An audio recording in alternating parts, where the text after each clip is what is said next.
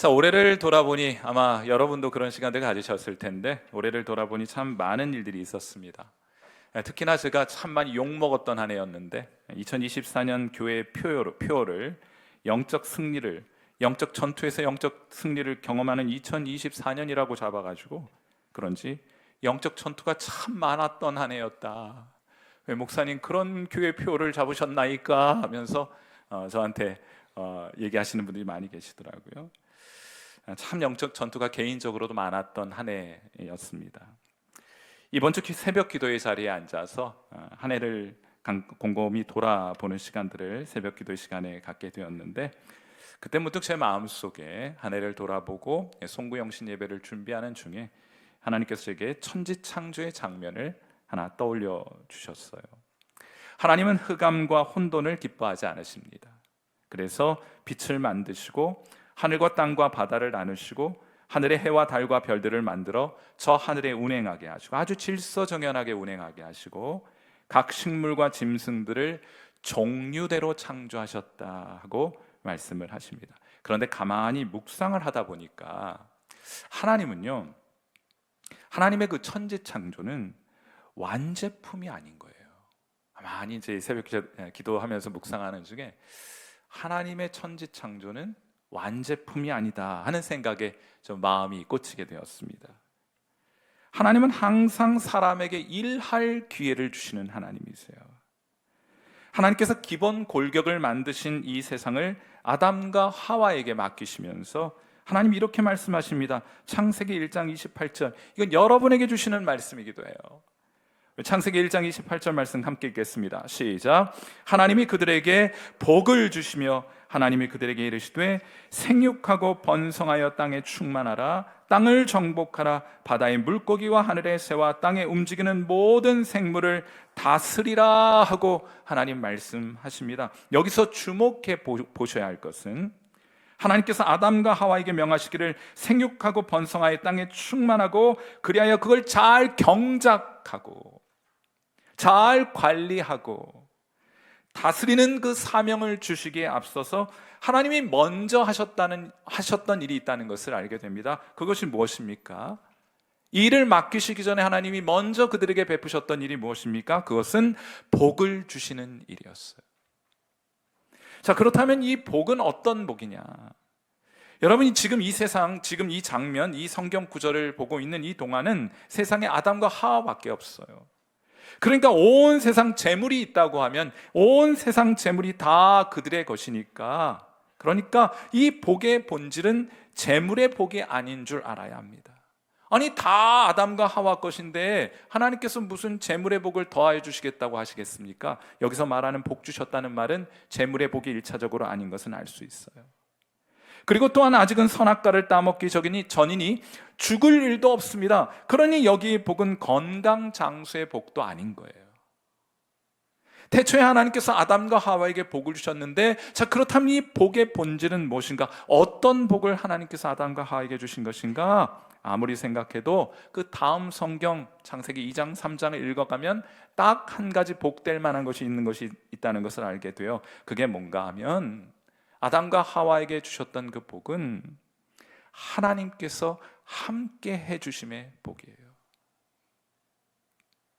사랑하는 성도 여러분, 이것이 성도가 누려야 할 복 중의 복인 줄 믿습니다. 다시 말해 하나님은 아직 완성되지 않은 천지 창조의 계획에 아담과 하와가 참여할 기회, 함께 일할 기회를 주신 거예요. 그들과 함께 하시면서 창조를 완성할 계획을 가지셨던 겁니다. 그러니까 생육하고 번성하고 온 세상에 다니면서 그걸 다스리고 경작하고 잘 가꾸어 가라고 말씀하지 않으십니까? 그 대표적인 가꿔야 될 동산이 에덴 동산이었잖아요. 어린 시절 용돈 받으면 그 용돈 차곡차곡 모았다가 나중에 문방구로 달려가서 조립식 장난감 샀던 기억이 아직도 생생합니다. 그걸 막 설명서 보면서 본드 붙여가면서 만들었던 기억이 있으시죠? 다 만들었을 때의 그 뿌듯함이란. 천지창조란 그런 것 같습니다. 하나님께서 홀로 다 완성하셔도 돼요. 난 이해가 되지 않는 게 있어요. 하나님은 전능하신 분이고 천군 천사를 불의 사자로 사용하시는 분이신데, 사역자로 부르시는 분이신데, 왜 하나님은 완제품 천지창조를 하지 않으시고 틀만 윤곽만 잡아놓으시고 그 창조의 완성에 아담과 하와를 참여시키셨는가? 하나님이 기회를 주시는 거예요. 하나님의 천지창조 사역에 하나님과 함께 할 수 있는 기회, 그 일을 하나님과 함께 하면서 기쁨을 누릴 수 있는 기회를 하나님께서 아담과 하와에게 허락해 주셨던 것입니다. 마치 조립 장난감 설명서 보면 만들면 그 나중에 그 희열이란 그냥 완제품 가졌을 때의 기쁨과는 비교할 수 없는 그런 종류의 기쁨이 있잖아요. 그래서 에덴 동산에서 아담은 열심히 일했던 것입니다. 그래서 예수 믿는 사람들은 열심히 일하는 거예요. 그래서 예수 복음이 증거되는 곳마다 사람들이 경제적으로 잘 살아가게 되는 일들이 있게 되는 겁니다. 왜냐하면 기본적으로 하나님은 일하시는 하나님이고, 우리를 그 일에 부르시는 하나님이고, 우리가 열심히 일할 것을 기대하시는 하나님이시기 때문입니다. 얼마나 열심히 에덴 동산에서 아담이 일했는가 하면, 하나님이 하와를 만드신다고 갈빗대를 아담에게서 취하셨잖아요. 근데 그것도 모르고 자고 있었어요. 너무 피곤하게 일했는지 그렇게 그냥 퍼져가지고 잠을 자고 있었단 말이에요. 요즘 잠을 자는데 어려움을 느끼는 분들이 많이 있다고 알고 있습니다. 사랑하는 귀한 성도 여러분, 2025년에는 주님이 주신 사명 열심히 감당하는 자들에게 주시는 그 숙면의 복이 저와 여러분에게 있게 되기를 주님의 이름으로 축원해 드립니다. 그런데 그건 비단 에덴 동산뿐만 아닙니다. 하나님은 완제품이 아니라 항상 성경이라는 설명서와 함께 조립식을 우리에게 선물로 주세요. 여러분의 가정도 그렇고 교회도 마찬가지입니다. 결혼만 하면 천국 되는 것 아닙니다. 많은 사람들이 그렇게 착각해요. 결혼만 하면 꿈과 같은 천국과 같은 가정을 이룰 것이라고 생각하는데 그렇지 않습니다. 가정도 조립해 가야 하는 거예요. 조금씩 천국과 같은 가정으로 만들어 가야 하는 것입니다. 어느 날 신문을 보던 남편이 아내에게 말합니다. 여보, 이것 좀 봐. 여자들이 남자보다 2배나 말을 많이 한다는 통계가 실렸네. 남자는 하루 평균 1만 5천 단어를 말하는데 여자들은 3만 단어를 말한다는 거야. 통계가 좀 잘못된 것 같아요. 3만만 말하겠습니까? 그러자 아내가 말합니다. 남자들이 워낙 여자 말을 안 들으니까, 여자들이 늘 똑같은 말을 2번씩 하니까 2배 많은 거라고 얘기를 하는 거예요. 그럼 이 정도로 듣고 말아야 되는데 남편이 주책맞게 이 말을 듣더니만 아내에게 묻습니다. 뭐라고? 사랑하는 성도 여러분, 하나님이 완성된 남편을 여러분에게 주셨으면 얼마나 좋겠어요. 사랑하는 우리 성일교회 남편 여러분, 하나님이 여러분에게 완성된 아내를 주셨다면 얼마나 좋았겠습니까? 여러분의 자녀들 완제품으로 주셨으면 얼마나 좋았겠어요. 흠도 없고 모두가 만족할 만한 그런 교회를 하나님께서 우리에게 주셨다면 얼마나 좋았겠습니까? 그런데 만일 우리가 이런 완성된 것들로만 가득한 세상을 살아간다면 아마도 우리는 틀림없이 하나님 찾지 않을 거예요. 다 완성되어 있으니까, 다 좋으니까 굳이 하나님을 찾을 필요가 없는 거예요. 자식들 때문에 눈물을 흘리면서 무릎 꿇고 기도할 필요 없을 것입니다. 남편과 아내를 위하여 기도할 필요를 느끼지 못하며 살아갈지도 몰라요. 그래서 역설적으로 성경이 말하는 최고의 복, 하나님이 함께하여 주시는 복을 어쩌면 누리지 못하고 살아가게 될지도 모릅니다. 그러므로 가정은 하나님의 말씀, 성경 설명서를 따라서 태초에 아담과 하와가 에덴 동산에서 그랬던 것처럼 주님과 함께, 그리고 부부가 서로 도와가면서 서로 참아주면서 천국과 같은 가정이 될 수 있도록 함께 일구어 가야 하는 곳이 가정이라고 믿습니다. 주님의 말씀 붙들고 기도하면서 인내하면서 자녀들 양육하고 키워내야 하는 것이에요. 그게 당연한 거예요. 모두가 연약하지만 서로 도와가면서 교회를 함께 세워 가야 하는 것입니다. 사랑하는 성도 여러분, 여러분에게 아담과 하와에게 주신 하나님의 복, 하나님이 함께 해주시는 복, 임마누엘의 복이 여러분에게 풍성히 임하게 되기를 이 밤 주님의 이름으로 축원해 드립니다.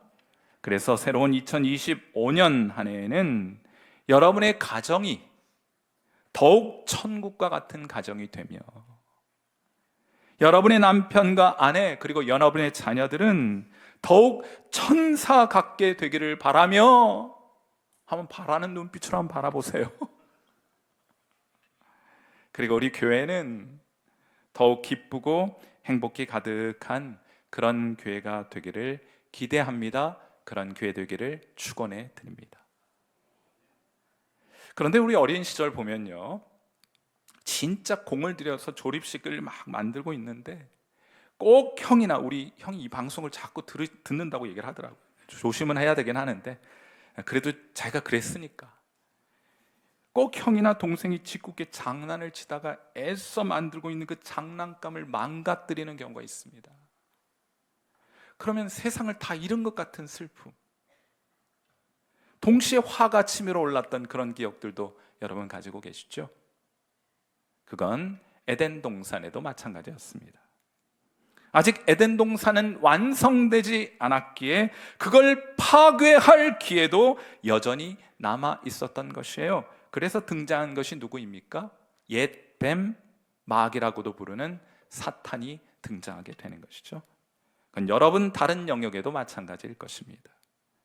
사탄은 우리의 완성되지 않는 믿음을 흔들어 무너뜨리려고 할 것입니다. 올 한 해도 여러분의 믿음 무너뜨리기 위해 사탄은 보이지 않게 많은 공작을 벌여왔어요. 디모데전서 1장 19절에 이런 말씀이 있습니다. 믿음과 착한 양심을 가지라. 어떤 이들은 이 양심을 버렸고 뭐라고 해요? 그 믿음에 관하여는 어떻게 되었다고요? 파선하였느니라. 믿음을 잃어버리는 사람들이 있는 거예요. 우리의 가정도 계속 위협을 받고 있습니다. 아가서 2장 15절 말씀입니다. 이 말씀 같이 한번 읽어요. 같이 읽습니다. 시작. 우리를 위하여 여우 곧 포도원을 허는 작은 여우를 잡으라. 우리의 포도원에 꽃이 피었습니다. 우리의 포도원에 꽃이 피었고 이제 잠시 후면 열매를 맺게 될 때인데 누가요? 작은 여우가 울타리를, 담장을 허물고 들어오는 거예요. 성경에서요, 여우라는 단어를 한번 찾아서, 여우라는 단어가 사용된 용례를 한번 좀 이렇게 찾아서 한번 비교해 보세요. 많지는 않아요. 여우가 많이 등장하지는 않습니다. 보면요, 여우는 황폐함을 가져오는 것의 상징이에요. 작지만 무너뜨리는 일, 그리하여 황폐하게 만드는 일에 상징으로 여우가 등장한다는 것을 알게 됩니다. 처음에는 포도원 울타리에 작은 구멍으로부터 시작하는 거예요. 그러나 나중에는 포도원 전체가 황폐화되고 맙니다. 이 작은 여우 때문에 이 땅에서 천국을 미리 맛보라고 하나님께서 허락해 주신 가정이 무너져서 지옥과 같이 되는 경우가 우리 주변에는 얼마나 많이 있습니까? 그건 교회도 마찬가지예요. 예수님께서도 말씀하지 않으셨습니까? 마태복음 16장 18절 말씀, 또 내가 내게 이르노니 너는 베드로라. 내가 이 반석 위에 내 교회를 세우리니 음부의 권세가 이기지 못하리라 하고 말씀을 하셨어요. 음부의 권세가 교회를 이기지 못한다는 말의 이면에는 교회는 계속해서 음부의 공격을 받는다는 것을 의미하는 것이 아니겠습니까? 사랑하는 성도 여러분, 하나님께서 주신 기쁨의 동산 에덴 동산은 지금도 사탄의 공격을 받고 있습니다. 없었으면 좋겠지만 그럴 수 없습니다. 왜입니까? 왜 이러한 사탄의 공격이 끊임없이 우리에게 주어지는 것입니까? 그 이유는 하나님과 함께하는 개인, 하나님과 함께하는 가정, 하나님과 함께하는 교회가 너무 좋은 것이기 때문에요. 사탄이 그걸 잘 알고 있기 때문에요. 부러워하기 때문입니다. 그래서 시기하기 때문이에요. 그래서 사탄은 이 꼴을 보지 못하는 것입니다. 그러므로 이건 언제나 있기 마련이에요. 그러므로 다른 방법은 없습니다. 이 사실을 잘 알아야 합니다. 우리는 지속적으로 영적인 전쟁 한복판에 살아가고 있다는 사실을 잘 기억하며 살아가는 방법밖에 없어요. 이 사실을 알고 항상 깨어있는 방법밖에 없습니다. 베드로전서 5장 8절, 근신하라, 깨어라. 너희 대적 마귀가 우는 사자같이 두루다니며 삼킬 자를 지금도 여전히 찾고 있나니 하고 성경이 우리에게 경고해 주고 있잖아요. 작은 여우, 그 작은 구멍을 내는 작은 여우를 경계하시는 여러분 되시기를 축원해 드립니다. 그래서 올해 우리는 이 사실을 명확히 하자고, 또 제대로 알고 한번 영적인 전투에서 승리해 보자고 교회의 표를 영적 승리를 경험하는 2024년이라고 잡아 보았습니다. 어떻게 여러분 한 해 이 영적인 전쟁을 실감해 보셨습니까? 이 영적인 전쟁에서 승리를 맛보셨습니까? 제 개인적으로는 올해 정말이지 많은 어려움이 있었어요. 치열한 영적 전투가 있었습니다. 얼마 전 제 분신이 이번 주 주일 인사하고 떠났잖아요. 김영진 선교사님. 원래는 제가 항상 젊다는 얘기를 들었는데 언젠가부터 김영진 선교사님이 저보다 젊다는 얘기를 사람들이 하더라고요. 나 폭삭 늙어버린 것 같아요.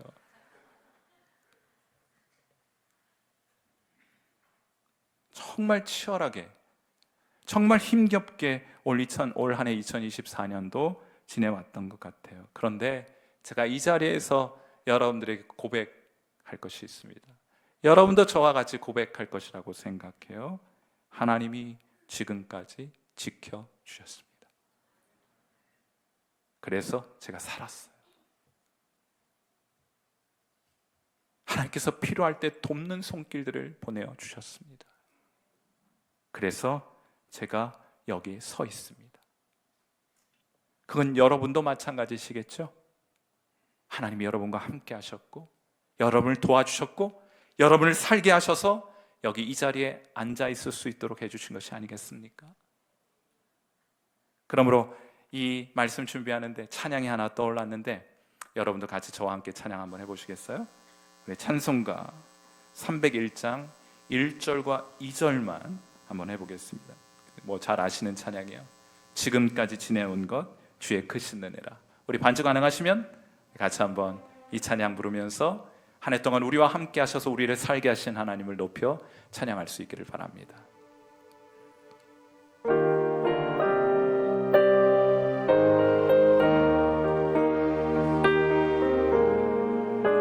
지금까지 지내온 것, 지금까지 지내온 것 주의 크신 은혜라. 한이 없는 주의 사랑 어찌 이루 말하랴. 자나깨나 주의 손이 항상 살펴주시고 모든 일을 주 안에서 형통하게 하시네. 2절 몸도 맘도 연약하나 새 힘받아 살았네.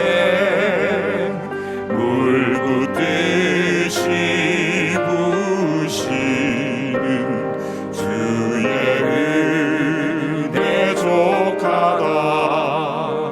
사랑 없는 거리에나 험한 산길 헤맬 때 주의 손을 굳게 잡고 찬송하며 가리라.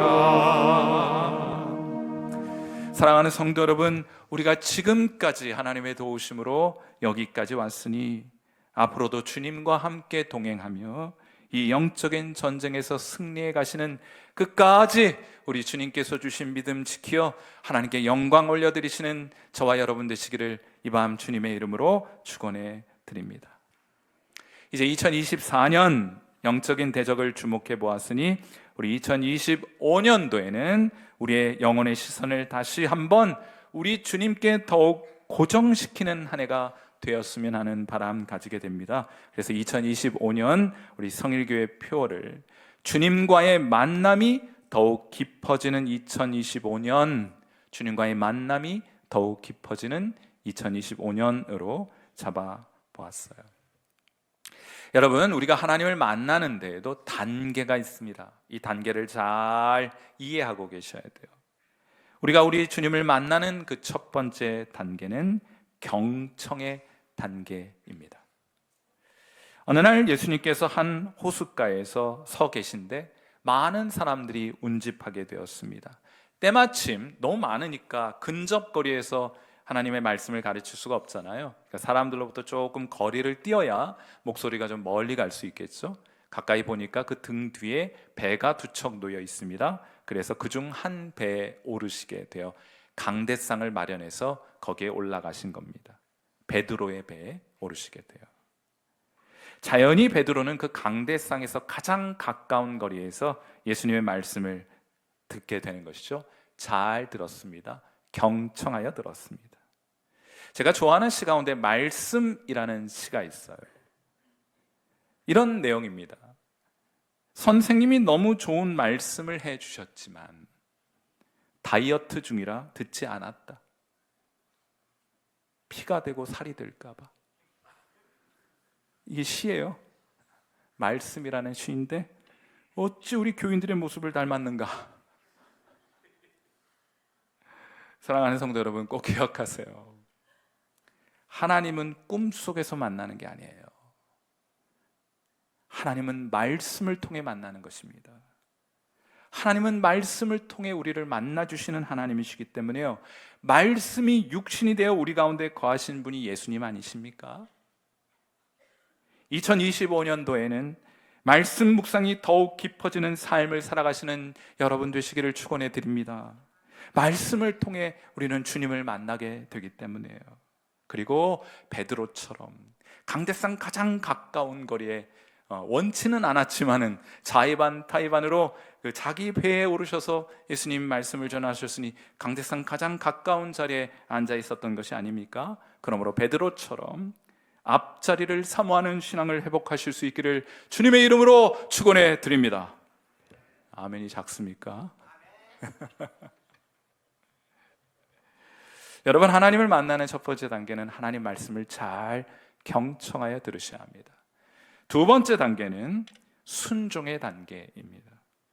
예수님께서 베드로에게 말씀하십니다. 깊은 데로 가서 그물을 내려 무엇을 잡으라? 고기를 잡으라 하고 말씀하세요. 베드로가 이 말씀 잘 듣고는 이렇게 대답합니다. 누가복음 5장 5절 말씀 같이 한번 읽습니다. 시작. 시몬이 대답하여 이르되 선생님, 우리들이 밤이 새도록 수고하였으되 잡은 것이 없지만은 말씀에 의지하여 내가 그물을 내리리라 하고 대답을 하게 됩니다. 말씀에 의지해서 일단 그물을 내려보는 단계입니다. 저는 그 표현이 더 정확하다고 생각해요. 말씀을 듣고 한번 해보는 거예요. 여러분, 듣고 순종하지 않으면 여러분 인생 가운데 아무런 일도 일어나지 않습니다. 그런데 얼마나 많은 사람들이 이 자리에 멈춰 서 있는지, 아무 일도 일어나지 않습니다. 10년, 20년, 30년 계셔봐야 아무 소용없어요. 아무 일도 일어나지 않습니다. 여러분이 하나님의 말씀을 듣고 해보지 않으면 아무 일도 일어나지 않아요. 하지만 베드로는 예수님의 말씀에 순종했습니다. 그렇게 해보기로 한 거예요. 그래서 깊은 곳에 나아가서 그물을 던져 보았습니다. 그랬더니 어떤 일이 일어났습니까? 그물이 찢어질 정도로 많은 고기를 잡아 올리게 되었어요. 이것이 예수님을 만나는 세 번째 단계로 기적을 경험하는 단계입니다. 그런데 여기 좀 생각해 볼 문제가 있어요. 예수님께서 베드로에게 깊은 곳으로 나아가서 그물을 던지라고 말씀하셨습니다. 베드로의 직업이 무엇입니까? 어부입니다. 물고기 잡는 어부입니다. 예수님의 직업은 무엇입니까? 목수입니다. 책상을 만들고 의자를 만드는 목수입니다. 그런데 목수이신 예수님이 어부인 베드로에게 깊은 곳으로 나아가서 그물을 던지라고 말씀하셨어요. 제가 한번 질문 던져보겠습니다. 이 어부인 베드로가 깊은 바다에 나아가서 그물을 던지는 일이 어려운 일이었겠습니까? 쉬운 일이었겠습니까? 어렵지 않은 일이에요. 그냥 늘상 그가 하는 일입니다. 하나님은 거창한 일을 여러분에게 기대하지 않으세요. 예수님 잘 믿으면 나 선교사 보내면 걱정하지 마세요. 나 예수님 막 열심히 믿고 헌신하게 되면 날 목사 되라고 걱정하지 마세요. 안 시킵니다.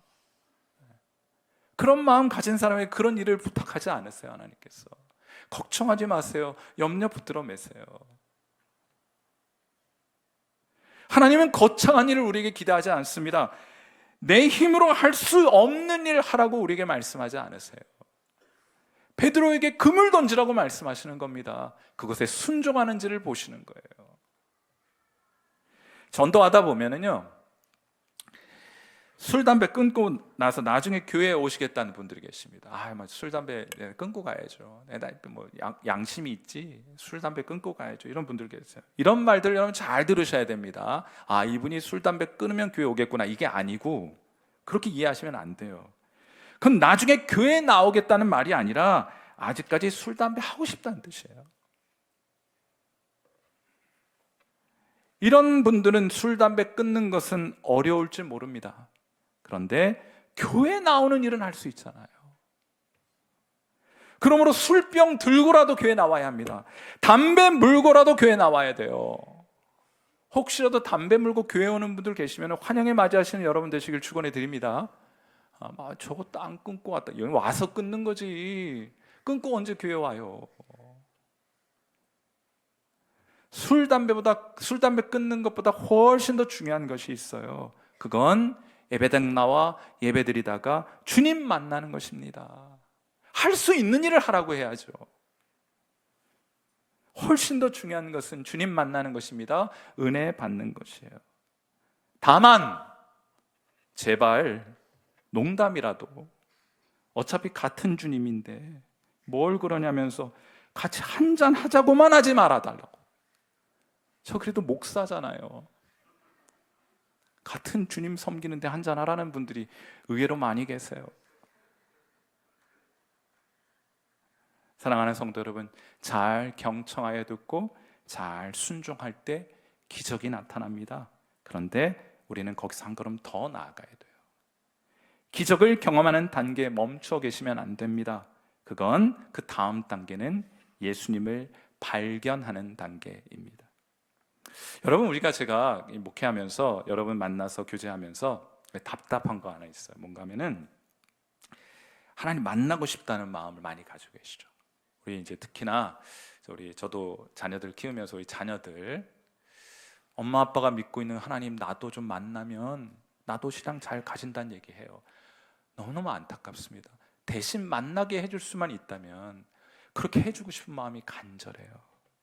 그런데 한 가지만 좀 우리가 이 지점에서 좀 기억할 것이 있습니다. 많은 사람들이 하나님을 만난다, 예수님을 만난다고 할 때 어떤 물리적이고 육체적인 만남을 기대하거나 또 생각하게 돼요. 하지만 생각해 보세요. 많은 유대인들이 예수님을 직접 만났습니다. 그분의 육성을 들었습니다. 그분을 만지기도 했어요. 물론 때리거나 못을 박을 때이긴 하지만은 예수님을 만지기도 했어요. 그렇지만 그들에게는 아무 일도 일어나지 않았습니다. 그러므로 물리적이거나 육체적인 만남보다 훨씬 더 중요한 것이 있는 거예요. 그것이 무엇이냐? 그것은 예수님을 인격적으로 만나 그분이 내게 어떤 분인지를 발견하는 사건이 물리적으로 하나님을 만난다고 기대하는 것보다 훨씬 더 중요한 거예요. 인격적으로 그분이 내게 어떤 분인지를 발견하는 일이 우리에게 있어야 할 줄 믿습니다. 베드로는 예수님의 말씀을 따라 깊은 데로 나아가서 그물을 던졌고 그물이 찢어질 정도로 많은 물고기를 잡아 올립니다. 우리 같으면 어떤 생각했겠어요? 이걸 갖다 팔면 얼마가 될까? 시가로 이 횟감이 얼마가 될까? 이런 계산을 하고 있었겠지만은 베드로는 전혀 의외의 반응, 잡아 올린 많은 물고기, 밤새도록 물고기 잡아서 앞으로 생계를 꾸려가야 할 계획을 가지고 있었던 그가 예수님의 말씀대로 깊은 바다에 나가서 그물을 던졌더니 많은 물고기를 잡아 올렸잖아요. 그때 돈 생각하지 않습니다. 어떻게 그가 반응합니까? 그 그물이 찢어질 정도로 많은 물고기를 잡아 올린 베드로가 이렇게 반응합니다. 누가복음 5장 8절, 시몬 베드로가 이를 보고 예수의 무릎 아래 엎드려 이르되 주여 나를 떠나소서 나는 죄인이로소이다.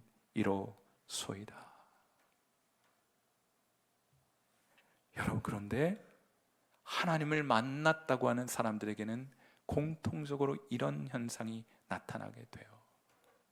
이사야에게도 있었습니다. 한 번은 그가 기도하는 중에 환상을 보게 되었어요. 하나님이 높이 들린 보좌에 앉으셨고 그분의 옷자락이 예배당에 가득하였고 천사들은 하늘을 날며 거룩하다 거룩하다 거룩하다 만군의 여호와여 그의 영광이 온 땅에 충만하도다 선포하고 또 선포하는 장면을 그가 기도 가운데 환상 가운데 보게 되었습니다.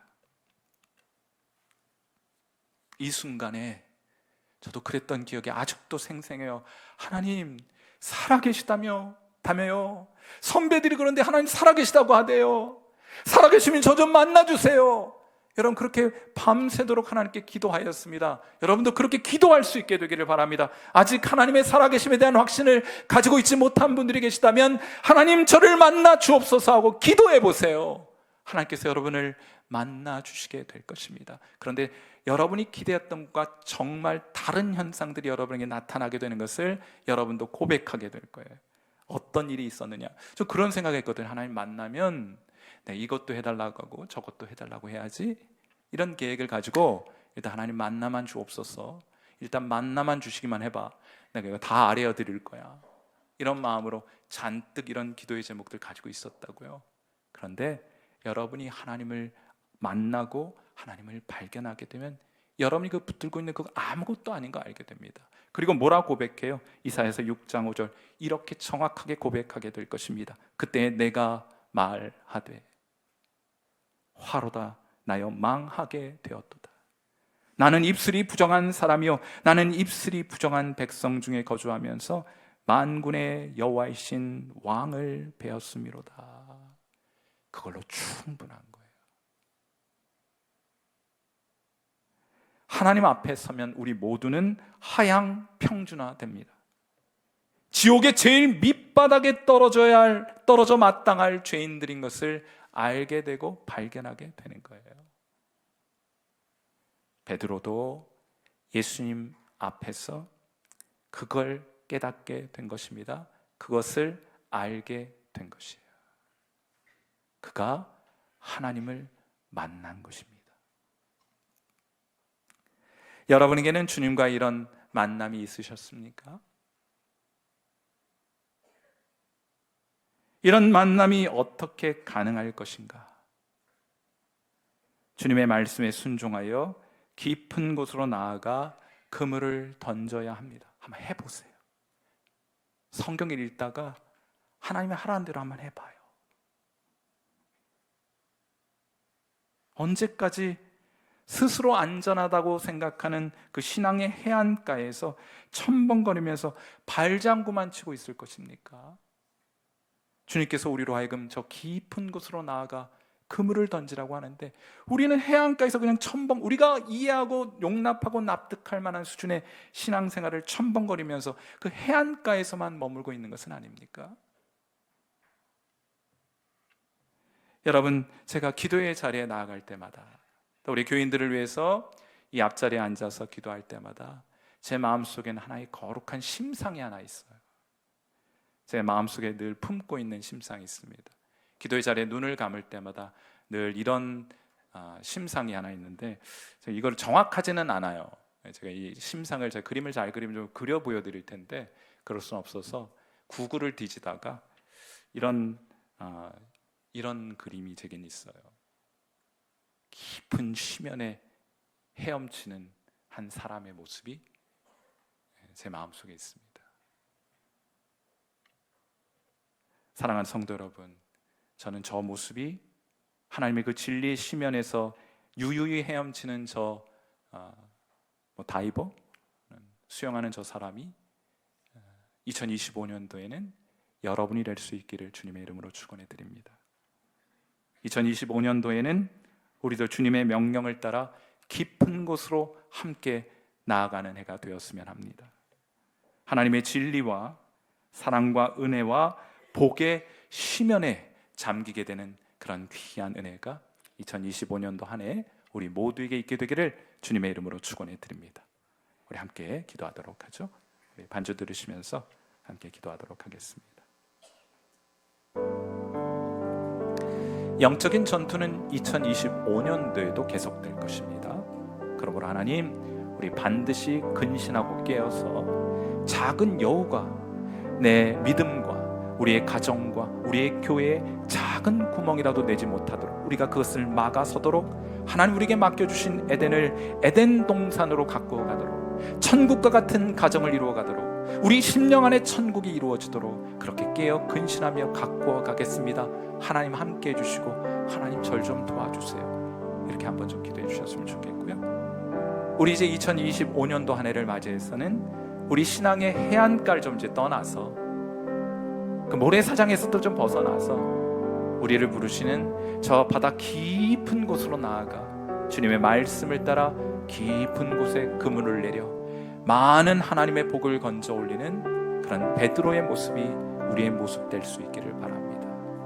하나님의 은혜의 바다, 하나님의 그 사랑의 바다, 그 하나님의 진리의 바다, 저 심연 깊은 곳으로 우리 나아가게 하옵소서. 우리 하나님 앞에 그렇게 우리 기도의 제목 담아서 우리 송구영신 예배의 자리에서 함께 기도하는 시간 갖도록 해요. 함께 기도하겠습니다.